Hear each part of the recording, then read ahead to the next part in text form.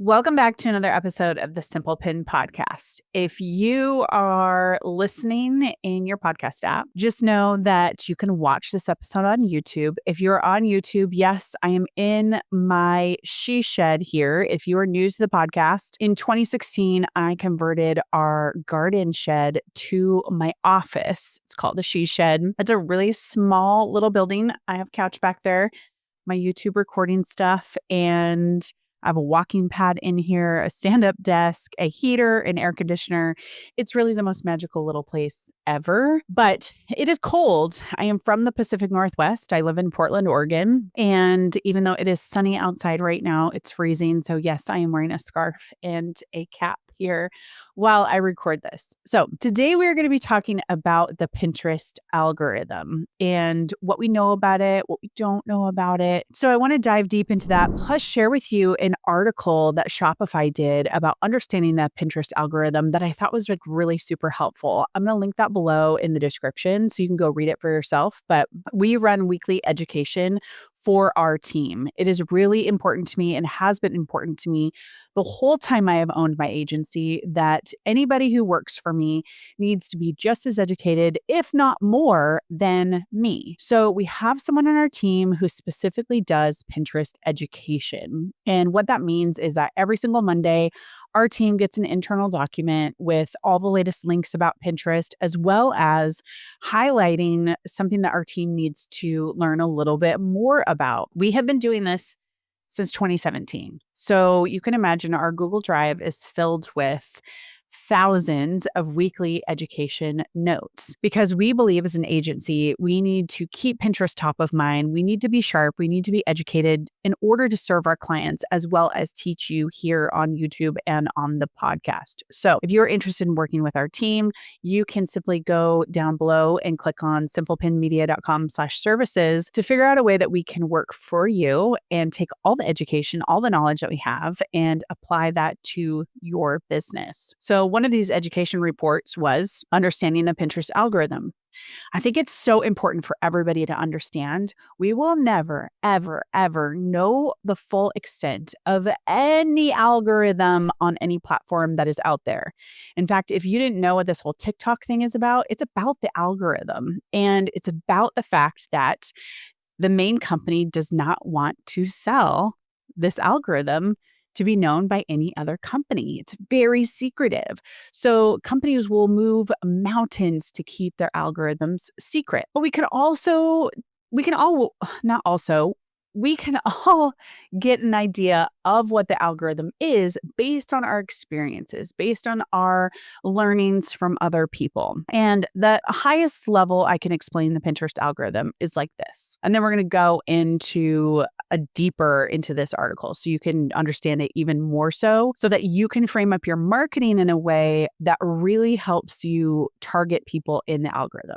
So first and foremost, I call Pinterest this. They call themselves this. Everybody else does. It's a search and discovery platform. So that means it is not a social algorithm. It is not dependent on engagement per se. It's more dependent on what people are interested in, what they're searching for. So there's two ways that Pinterest will try to get in front of pinners. That's what they call pinners, so that they are served up exactly what they are searching for. So I have used this name before, something I came up with a long time ago. Susie, she's our regular pinner. When Susie opens up her app, what she sees first is called a smart feed. This smart feed is comprised of anything she's ever searched. Her boards, they take into consideration what she has created in her boards, what she's saving, and then who she follows and what they think she might be interested in the future. So say Susie has just searched for a flower birthday party for her teen daughter.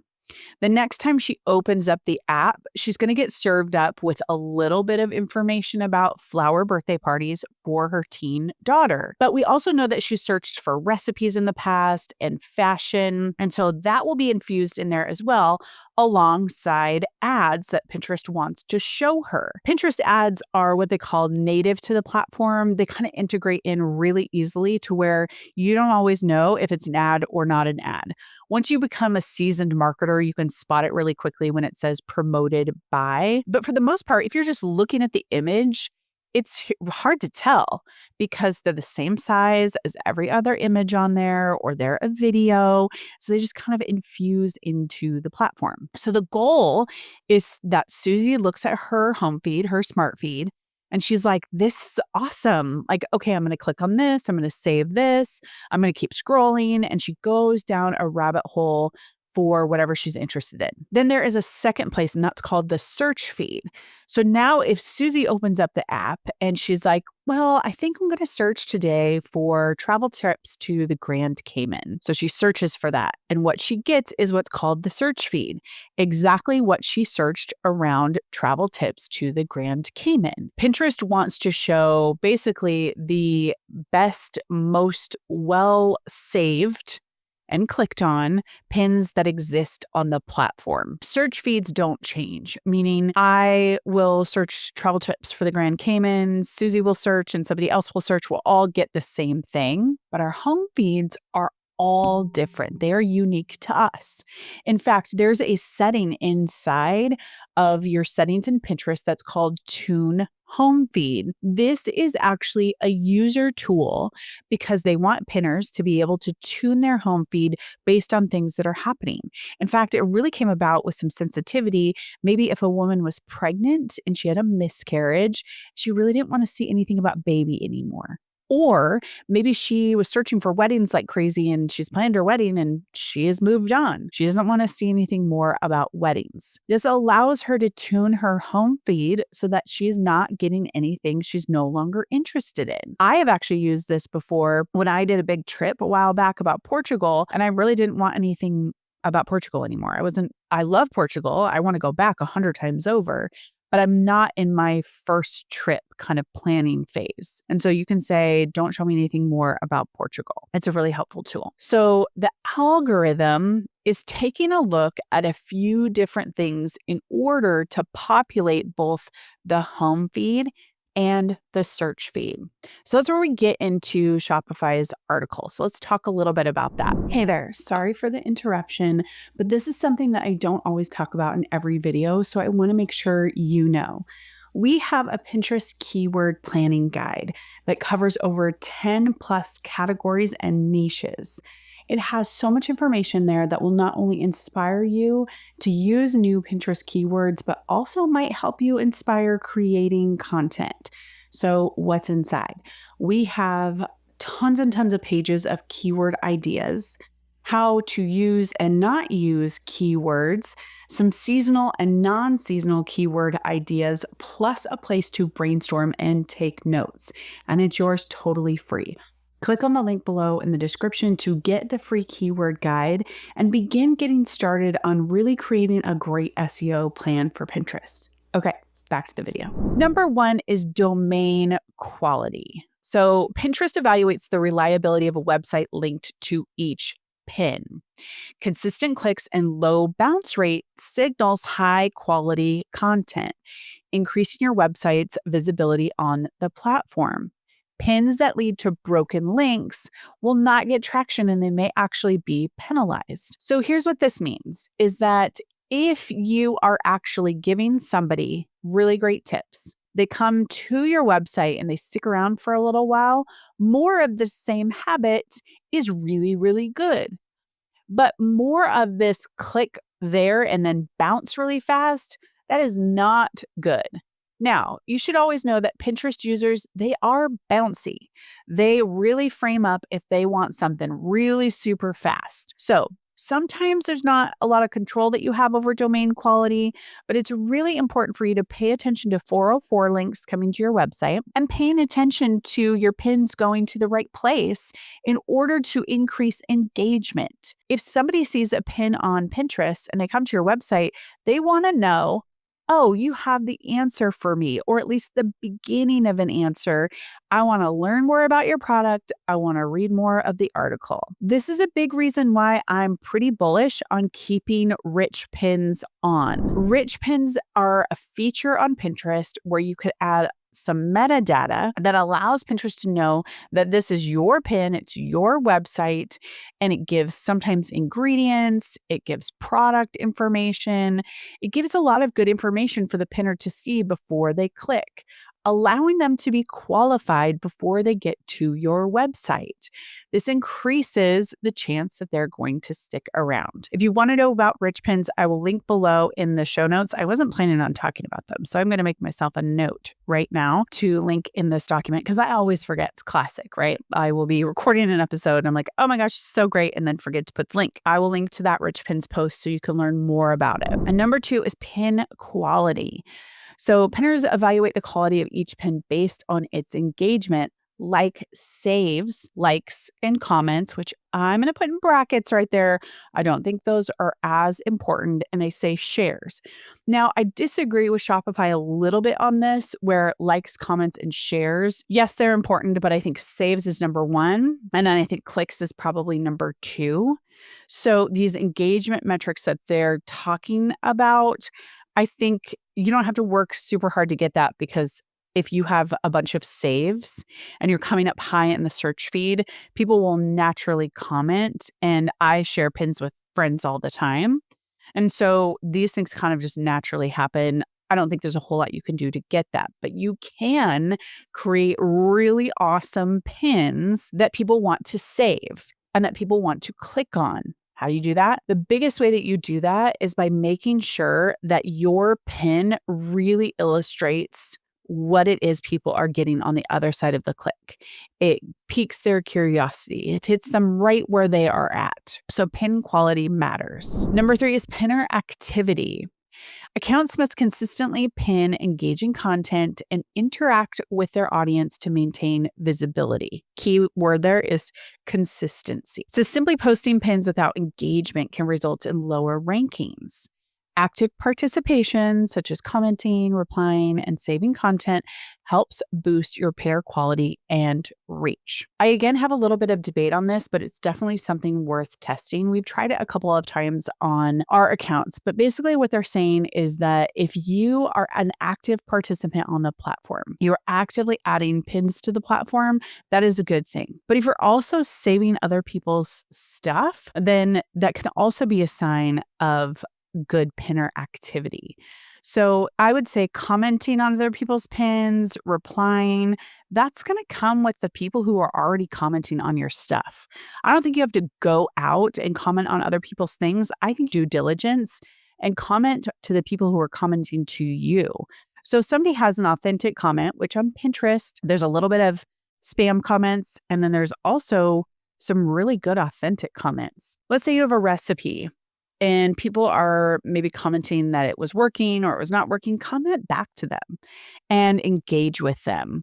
This shows that you are also an active contributor to the platform.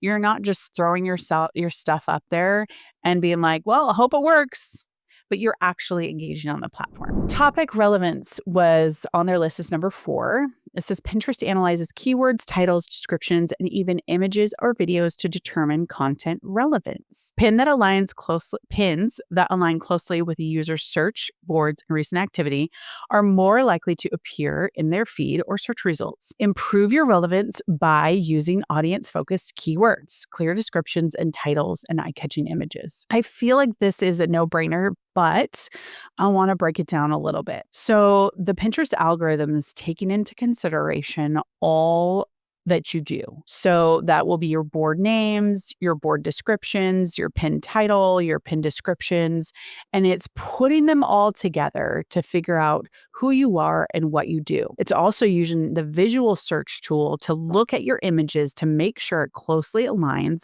with what it is you're talking about. So all of this comes together so that when somebody searches for your particular topic, Pinterest is able to source all of the content they have on the platform and serve it up to this person who's interested. It's like if nobody had any of this filled out, Pinterest would be kind of flying blind. And they'd be going, well, I don't really know this works or this works. They want their home feed to be so smart and intelligent for the people that use their platform that they want to keep them around even longer. If people open up their Pinterest app and their home feed doesn't make sense, then they're going to be confused. In fact, I've shared this story. I believe I've shared it on here, but my husband is not a social media guy, like at all. He hates it. But he thought because the YouTube algorithm wasn't showing him what he wanted, he would see what was on Instagram. Well, he signed up for an account and the first stuff was not even in his home language.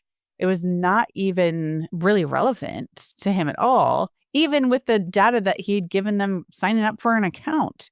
And within 2 seconds, he was like, done. I'm out. I'll deal with YouTube and I'll figure out a way to train the algorithm. So it's important that your topics and your keywords and your board names and all of that goes together to align with who you are and what you do. Number 5 is rich pins. And I have touched on this. It is an important part of the algorithm. I'm going to link below to our rich pin article.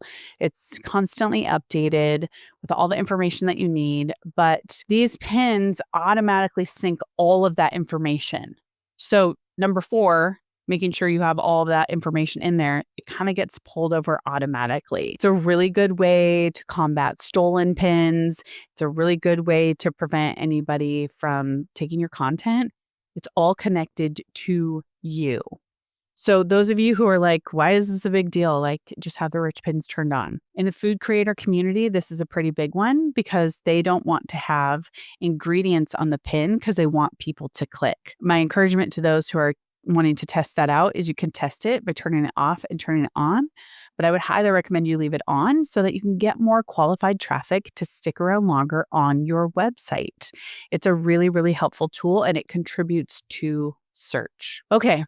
I hope this enlightens you a little bit more about what the Pinterest algorithm is and that you're really able to understand how to leverage it in order to grow your business. If you are choosing to use Pinterest for your marketing in 2025, you have to understand how it works. You can't overlay your idea of Instagram and just say, well, here's what I know about Instagram and TikTok.